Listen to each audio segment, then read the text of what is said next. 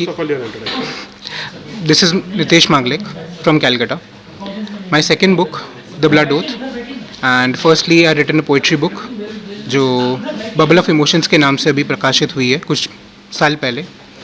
The blood oath is mostly about India and our geopolitics and the consequences of war and the consequences of small decisions that can enable or disable a war. इस book के बारे में बताइए, क्या inspiration मिली, कहाँ से आपने ये सोचा इस बुक के बारे में लिखने के लिए? ये इंस्पिरेशन मुझे मिली कि हमारे भारत के ऊपर काफ़ी हमले हुए हैं, तो आर्मी वालों के साथ क्या बीतती है, उनकी फैमिली के साथ क्या बीतती है, ये बुक उसके ऊपर है. Thank you. जगह है, मैं एक इंस्टाग्राम की इन्फ्लुएंसर हूँ और आज मैं यहाँ बुक लॉन्च पे आई हूँ क्योंकि ये बुक ने मुझे बहुत मूव किया है and I really want all the generation, all the Gen Z people out there to know this book, read this book and get the motive out of this book. Every promise has a consequence and taking a oath can both be a shield as well as a burden. Please make your choices consciously and intelligently.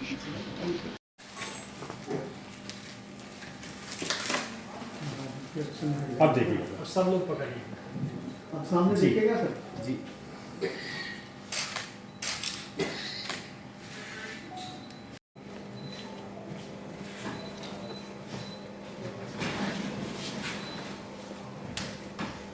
वो सामने.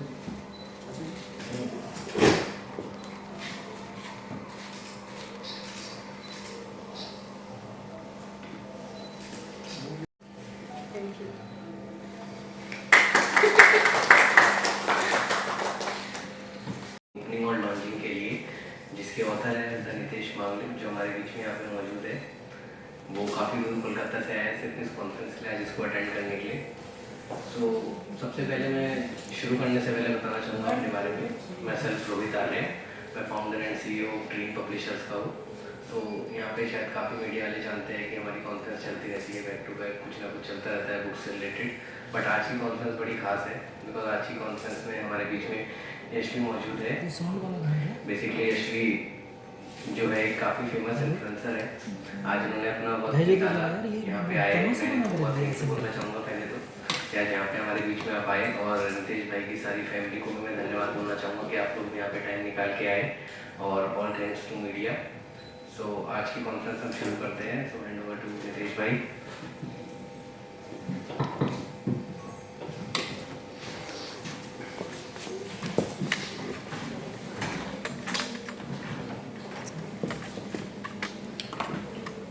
So first of all, good afternoon everyone present here. It's really an honor to be here at the Press Club of India for the launch of the Hindi edition of The Blood Oath. This book does not aim to explain geopolitics or justify any conflict. It aims to question power, loyalty and the human cost of the decisions made in the name of duty. Releasing this book in Hindi was really very essential. Hindi carries a directness and emotional honesty that this story demands. Certain conflicts feel more real, more comfortable, and more human in this language. And at its core, The Blood Oath is not just about war or espionage. It is about choice, about what we are willing to sacrifice, and what those sacrifices leave behind. I thank my brother who helped me publish this book. I thank my family for always supporting me in my writing. I thank my friends for reading my first copy, pointing out the flaws and helping me correct them. I thank the esteemed journalists for being present here. And I thank our chief guest, Yashvi ji, for gracing the event with her presence. I thank everyone who helped bring this edition to life. I thank the readers because the story only matters when it is read and questioned. Thank you for your time.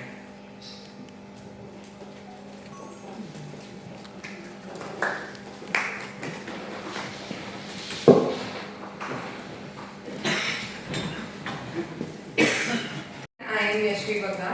I have been doing content since 5 years, but since the last 2 years, I have been doing storytelling and story writing and creating movies and series and episodes on my Instagram channel.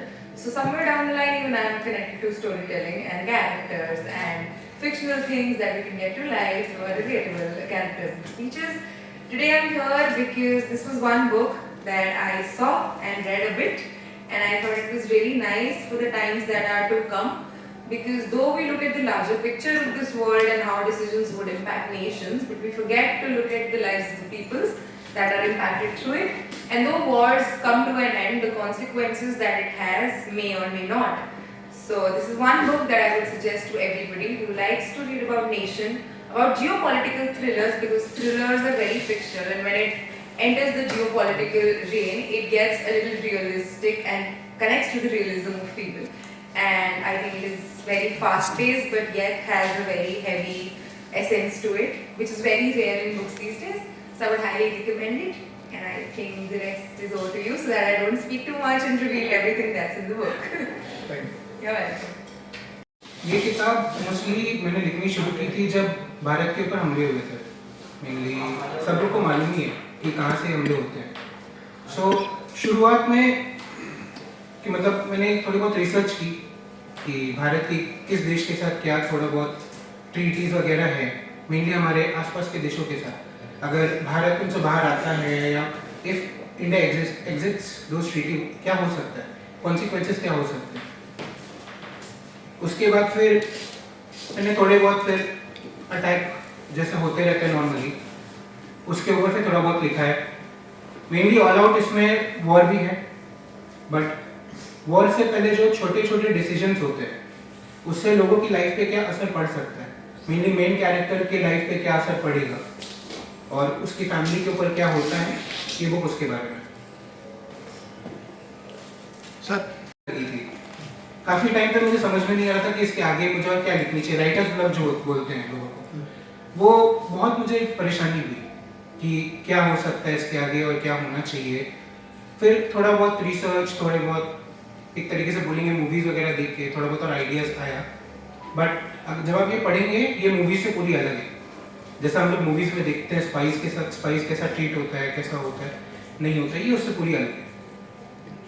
आपको विचार क्यों आया एक book लिखने के लिए?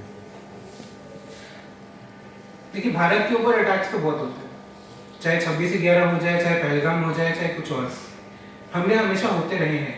And Bharat की हमेशा एक डिफरेंट ये अटैक सेकेंडरी पॉलिसी है। इंडिया ने अभी तक कभी भी किसी नेशन के ऊपर पहले अटैक नहीं किया। बट एक तरीके से चाहता हूँ कि हमारी जो हिस्ट्री है, सोने की चिड़िया जो भारत को कहा जाता था, यूनिफाइड इंडिया, कंट्रोवर्शियल हो सकता है जो बोलूँ, बट अगर वो समय वापस आए या वैसा अगर वापस हो तब काफ़ी कुछ आगे बढ़ सकता है। तो इस किताब का उद्देश्य क्या है, क्या बदलाव चाहते हैं आप इस किताब के जरिए? बदलाव से ज़्यादा जैसे ये रियल उतना है नहीं, ये मेनली फिक्शन ही है, वॉर बेस्ड थ्रिलर है, फिक्शन बुक है। अब बदलाव में जैसे क्या, अभी जैसा है, मैं बस ये चाहता हूँ कि सब देश अमन से रहें, जो हम लोग के ऊपर इतने अटैक्स होते हैं वो ना हो, बगल वाले मुल्क में भी थोड़ी सद्बुद्धि आए कि अटैक कम हो या बंदी हो जाए एक तरीके से, तो बहुत बेटर होगा। नीतीश जी, हाँ। संतोष दुबे बोल रहा हूँ, यूएनआई से मैं हूँ। आपने बात की बात की, आज़ादी के बाद से ही शुरू हो गया था बात, यानी 47 के जैसे ही आज़ादी मिली उसके थोड़े ही दिन बाद पाकिस्तान ने अटैक कर दिए थे। आपने किन किन वर्गों का अध्ययन किया है इसमें? 62, 65, 71 वहाँ से शुरू, 48 से ही शुरू हो गया था, तो आपने किन किन वर्गों का अध्ययन किया है? उसके बारे में क्या आप संदेश देना चाहते हैं? क्या विदेश नीति का भी आपने अध्ययन किया है? मैंने ज़्यादा युद्ध के बारे में मैंने उतनी रिसर्च की नहीं है, मैंने बस पढ़ा है मेनली जो 71 में जो वॉर हुआ था तब से ही मैंने थोड़ा बहुत देखा है।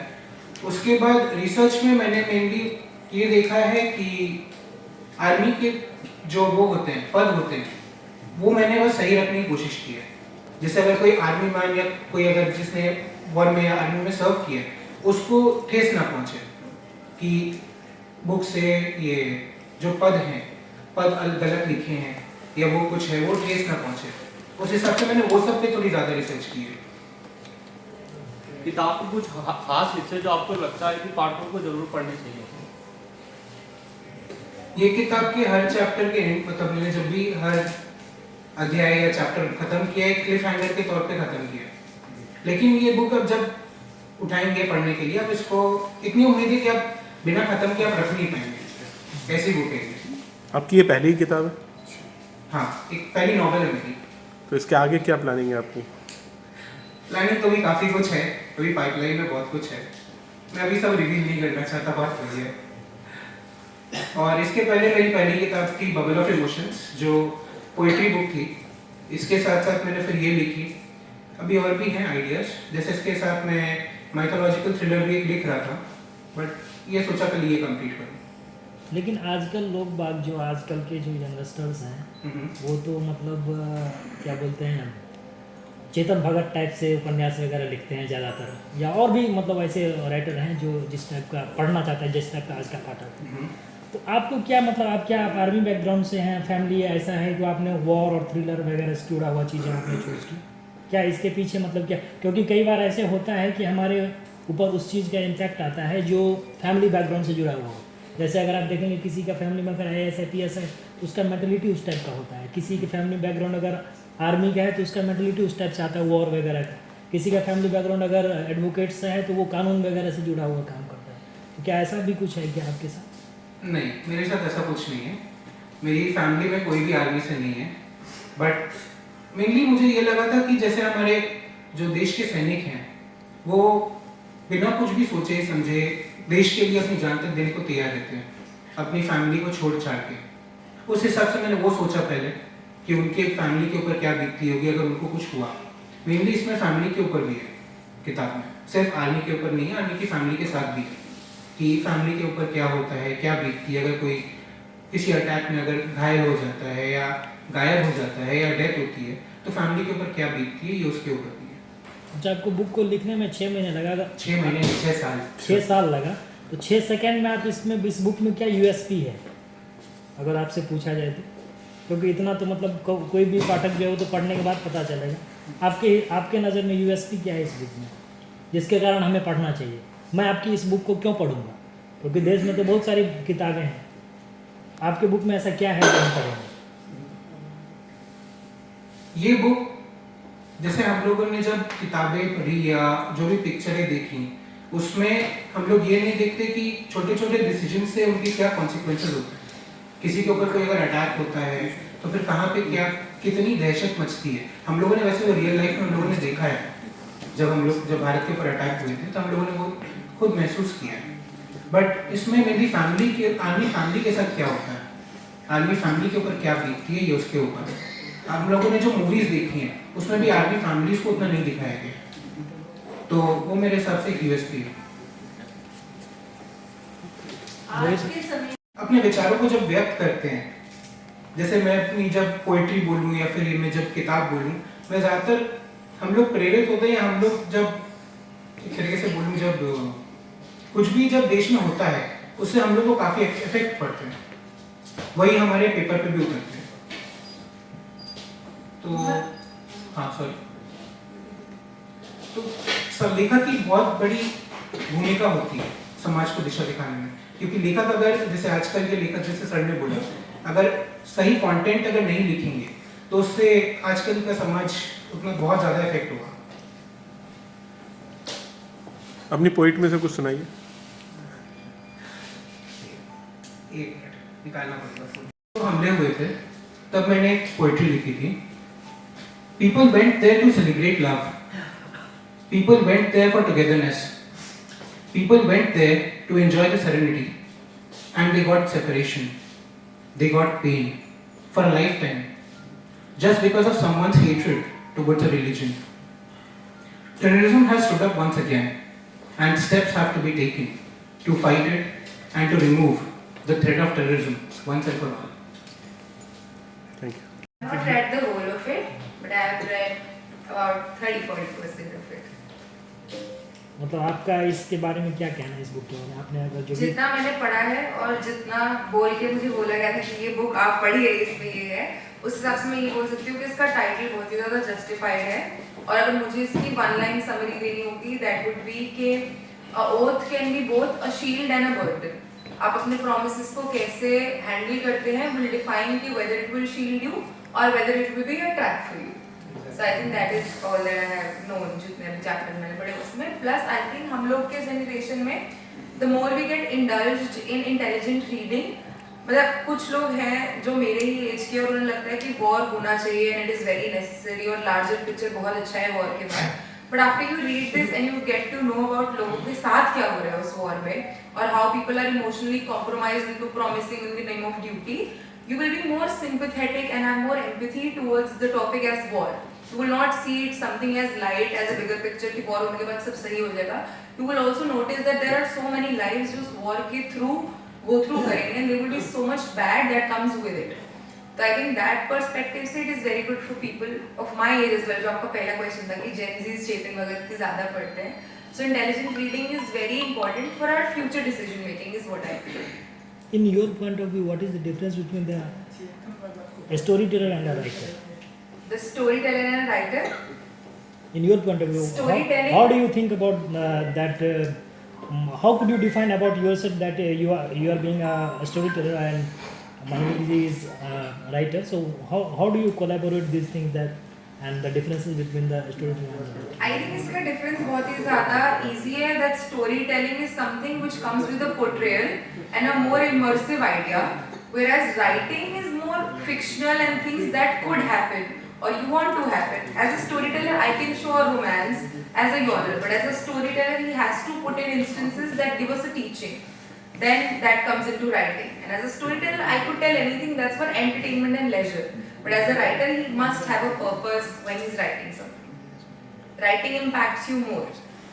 हम मूवी देखकर भूल जाते हैं लेजर और डायलॉग से, but writing will have an impact in your brain and it will dissolve some chemicals which would want you to be more motivational and better as a person. तो कमलेश भाई, मैं आपको बताना चाहूँगा, यहाँ बैठे सभी लोगों को बताना चाहूँगा कि हमारे पास किताबें तो बहुत आती रहती है।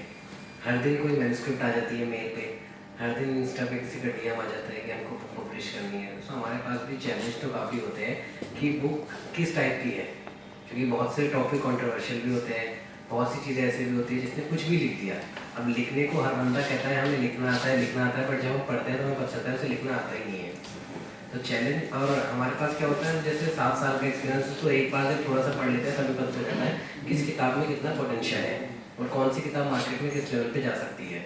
तो ऐसे करते करते जब रितेश भाई की फर्स्ट बुक मैंने पब्लिश करी थी, बबल ऑफ इमोशन, तब ये कविताएँ लिखते थे, पोएट्रीज लिखते थे, कोट्स वगैरह लिखते थे। तो इनकी नोवेल की कोई जर्नी नहीं थी। जो बुक मैंने पब्लिश करी थी 4 साल पहले, फिर आफ्टर सो लॉन्ग उसके बाद दोबारा इनका मेरे को लास्ट ईयर मैसेज आया कि रोहित भाई मैंने एक बुक लिख रखी है जो कि एक नोवेल है, जो मैं पहली नोवेल लिख रहा हूँ। सो मैंने बोला ठीक है, आप मुझे हैंड ओवर करो मटेरियल, मैं एक बार चेक करता हूँ। तो जब पहले मैंने बुक पढ़ी, so just like India and different country, तो मेरे को लगा यार इसमें कुछ ऐसा कंट्रोवर्शियल तो नहीं है, कहीं कुछ इसमें ऐसा कुछ रहे। बट फिर मैंने देखा कि this is all about fictional. आजकल हम लोग नॉन फिक्शन चीज़ों को भी फिक्शनल करके चैलेंजेस को ईजी कर देते हैं।